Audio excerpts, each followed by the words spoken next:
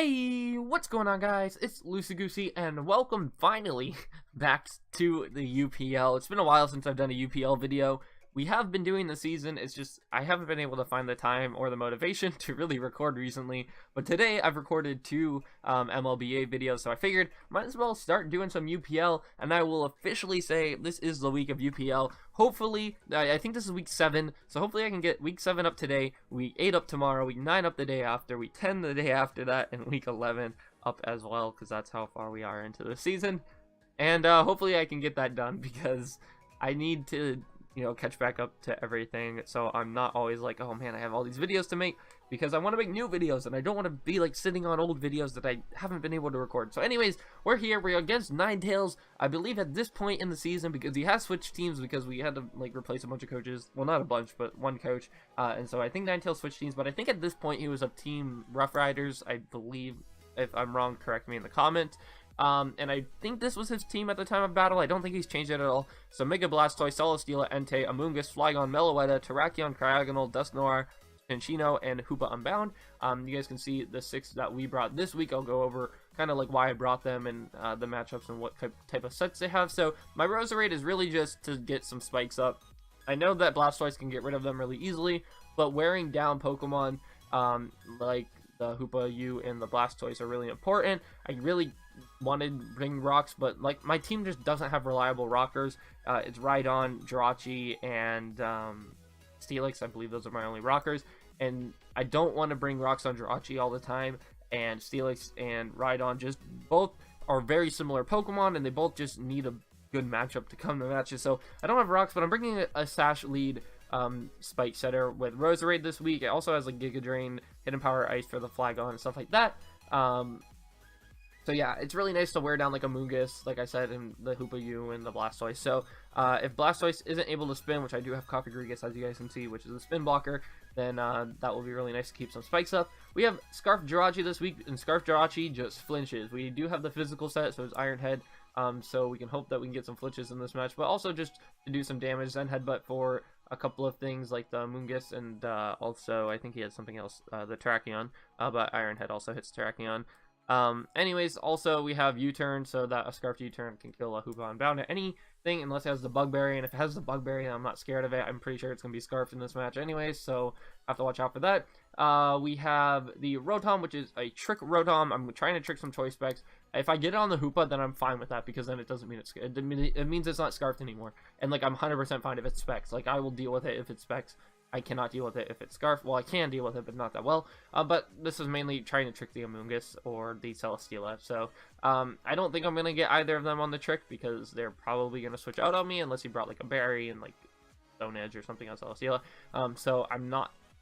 I don't think I can get the... But it was also just for a couple of other walls that he had, like the Dusknoir and stuff like that. So, yeah. I have a AV... Tapu Fini. AV is not really a good set for Tapu Fini, and I found that out this week. But AV can take hits from the Blastoise, from the Hoopa, and technically from the Amoonguss, but I don't want to stay in on Amoonguss anyways. But without those leftovers, it's really limited, and not having like a berry or anything to heal up itself, it makes Fini not super great. We have the Flynium Z Salamence, which I think I'm bringing for like the 4th time this season, and it hasn't worked at all. Like I said, I brought the Inferno Overdrive last week, which worked out really well, but the Flynium Z Salamence set I don't think works as great, because everyone expects it to come.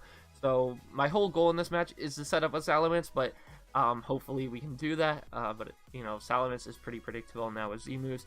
And then we have the Cofagrigus, which is just your standard Cofagrigus. I think it's Pain Split, Will-O Wisp, Shadow Ball, Memento, something along those lines. So Memento to help us set up with our Salamence. Anyways, I'm going to click the play button right here. We'll get into the match. Yeah, anyways, I lead off with my Kofag. I didn't want to lead off with Roserade because of a potential like Hoopa lead, and then I get destroyed. And I know I had Sash, but anyways, he gets a good switch out into his Amoonguss to start the game, and I went into Oceania in case he wanted to Spore. He does go for the Sludge Bomb, which is a good play on his part, but I just went in there in case he wanted to Spore. And he's gonna not be able to touch my Jirachi at all, but I didn't want my Jirachi to fall asleep, so that's why I did that.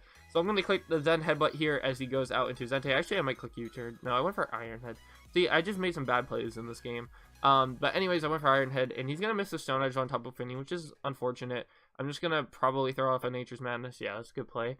Nature's Madness on the Amoonguss, and now that this is gone, he can spore anything on my team. So I go out in the Roserade because I can't get spored then.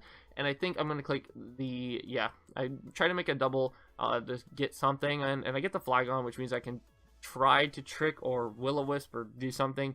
I don't think I have Will-O-Wisp, so I think I go for the trick right here. And we trick Entei a choice specs, which isn't terrible. We see that he was choice banned, so it does help out a little bit. He's not going to be able to do as much damage. He does go for the Stone Edge here now that he doesn't have the ban. It's not going to do too much to Tapu Fini, as we get to drop the Nature's Madness off on Amoonguss again, which is nice.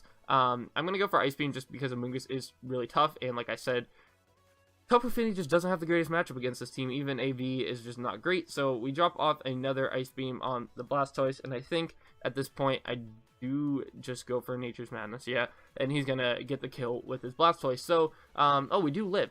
I forgot about this. I just go for Ice Beam in case he tries to make that switch back into the Amoonguss, because it's in range of my Rotom's Volt Switch. So that's exactly what I'm going to do here, is just go for the Volt Switch, and we get the Entei, which means I can go into Salamence and click the Z Fly.